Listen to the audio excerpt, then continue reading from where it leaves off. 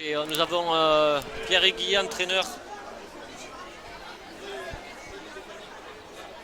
qui va nous rejoindre, qui va essayer de nous rejoindre, qui va essayer de fendre la foule pour nous donner son témoignage.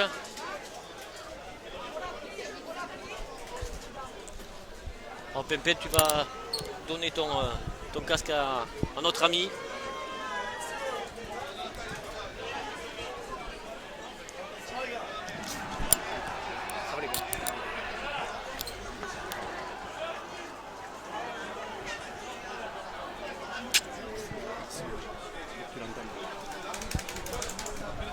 Alors bon Pierre, voilà, c'est la fin du match, bien sûr, beaucoup de déceptions je suppose pour toi et ton groupe.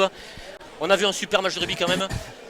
Oui, bonjour, donc oui, grosse déception, hein, puisque ce match, ils n'ont pas gagné, les Audois, c'est nous qui l'avons perdu, tout simplement. Et on a marqué 2 essais, on manque 2 points, 2 pénalités en première mi-temps, ça fait 6 points, mais ces 6 points ils les manquent à la fin, il n'y a pas de souci. En plus des pénalités largement dans nos cordes, 25 mètres en face des barres, on n'a pas le droit de se tromper à ce niveau de la compétition. Donc voilà, grosse déception effectivement, parce qu'on aurait pu doubler sans problème je pense. C'était un match qui était largement dans nos cordes et largement dans nos possibilités. Je le répète, on a marqué 2 essais, rien à dire, on les prend d'entrée à la gorge. Bon après voilà, ils lâchent leur venin et nous on n'a pas su, surtout la 2 dernières minutes, je hurle, pas directement en touche parce qu'on était hors des 22. Et après bon, il va directement en touche, donc en juste touche. Bon après je veux pas incriminer l'arbitre, mais le plaquage haut est dur à accepter quand même. Ah oui. Ce plaquage haut est vraiment très dur à accepter, surtout c'était le capitaine, un type exemplaire qui a jamais pris un carton rouge de sa vie je pense. Là le carton rouge, la pénalité est vraiment très sévère, très sévère et il nous passe devant. Ouais. Bon après on pilonne puisqu'on y croit encore, à la 85e minute on y croit encore. Et on pilonne, et on perd pas ce ballon, hein, puis pendant 3-4 minutes on perd pas ce ballon.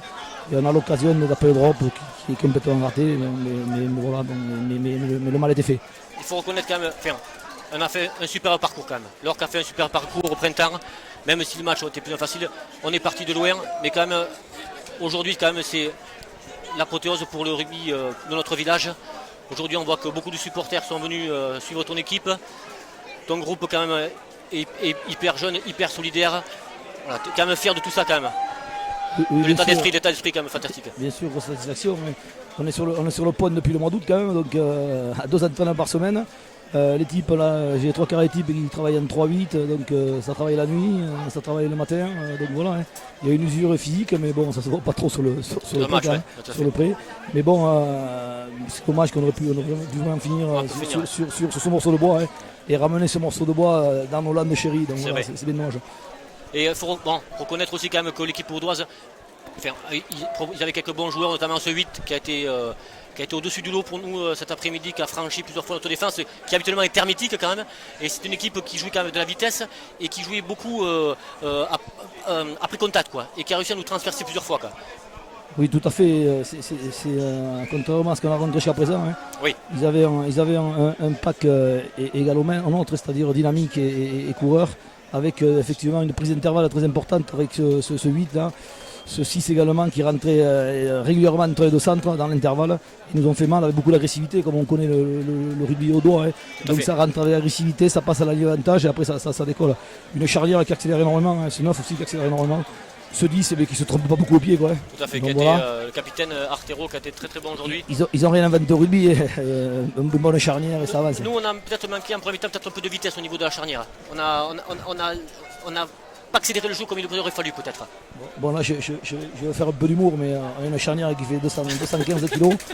Et on a une deuxième ligne qui fait 170 à tout casser les deux. Donc ça, soit c'est une transformation du rugby, soit je sais pas. Mais effectivement, on a une charnière assez lourde. Très bien. Donc voilà, effectivement, avec ce temps un peu orageux et un peu chaud, peut-être qu'on manque de vitesse. Bon, en tout cas, merci beaucoup Eric pour cette interview, ça fait plaisir. Ce soir, on se retrouve tous donc au bourg des TMX pour faire cette grande fête que les joueurs méritent et ton encadrement et tous tes dirigeants, à qui il faut tirer un grand coup de chapeau pour leur investissement tout le long de la saison. Et merci beaucoup et allez l'Orc. Ouais, et les Landes. Merci Eric.